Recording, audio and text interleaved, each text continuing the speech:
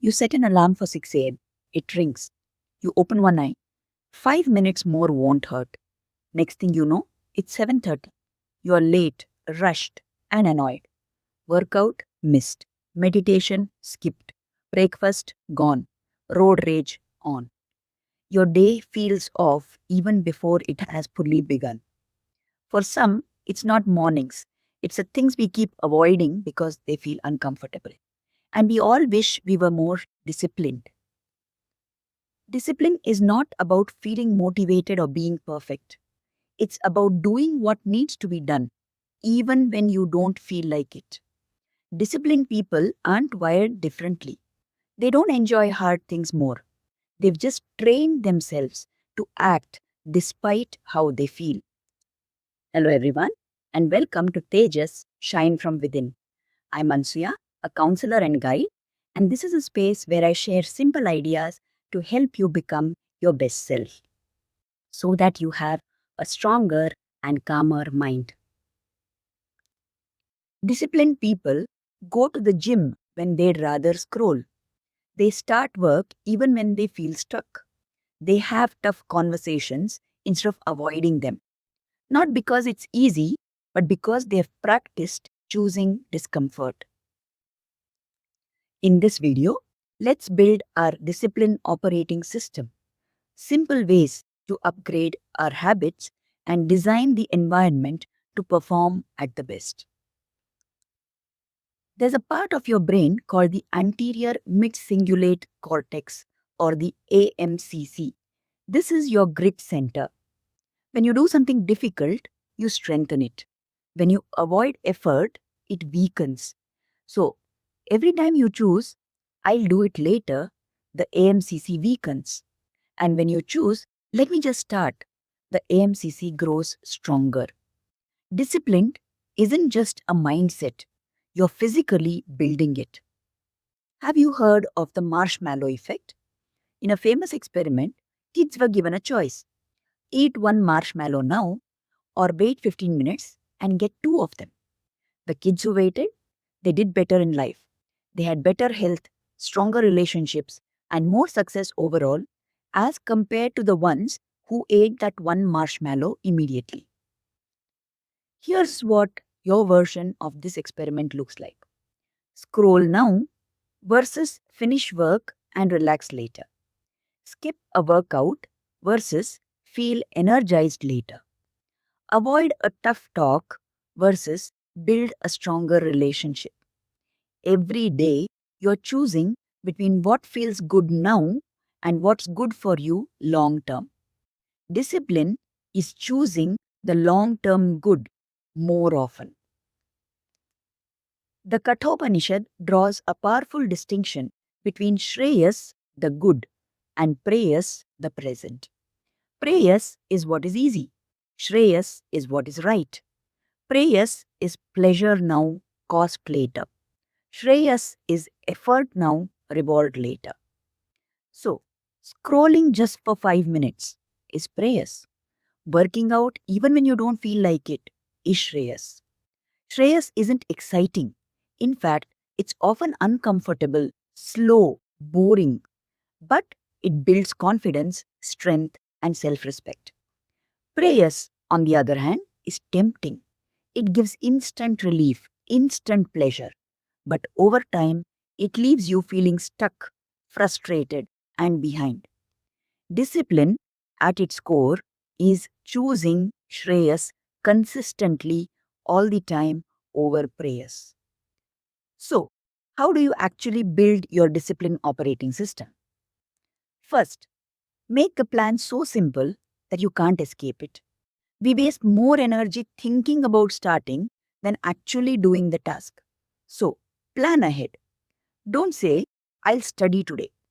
Say, 7 p.m., I will be at my desk and study for 20 minutes.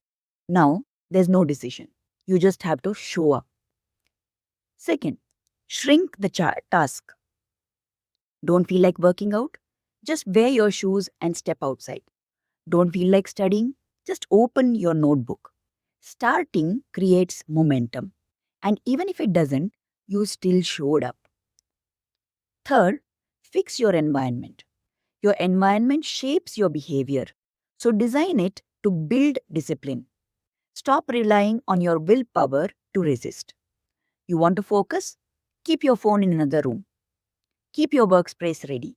Don't say, I'll quickly check my phone. You'll end up losing an hour. A study in the Journal of the Association for Consumer Research tested this. Participants did memory and reasoning tests with their phone. Some people kept their phones on the desk. Another group placed it in a bag or pocket. And a third group kept their phones in another room. And the results were shocking. The best performance on the task happened when the phone was in another room. Worse were those who had their phone nearby, although they were not looking at it. And worst were the phones visible. Those who had their phone near them and they could see the phone, even if the phone was switched off, were not able to perform the task effectively. What does this tell us? Just having your phone nearby reduces brain power, especially for those who are heavy users. So, if you want to have deep focus, keep your phone far, far away. A simple rule for developing focus is don't rely on willpower. Design your environment for success. Make good habits easy and visible. Make bad habits hard and invisible. You want to eat healthy? Leave fruit out on the table where you can see it.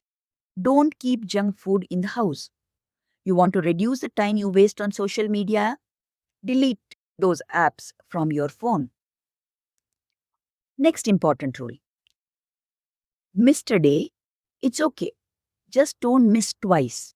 Get back on track fast before it becomes a pattern. Do a minimum version if you can't do the whole thing. You don't have time for a full workout? Do at least 5 push-ups. You're too tired to study a new chapter? Revise something you already studied for 10 minutes. Track your habits. Mark the days that you missed. It keeps you alert. Don't say, I'll restart from Monday.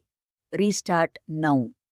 Don't let one bad day become a bad week. Very important, stop depending on motivation. It is unpredictable. Systems run on autopilot, so they are more reliable.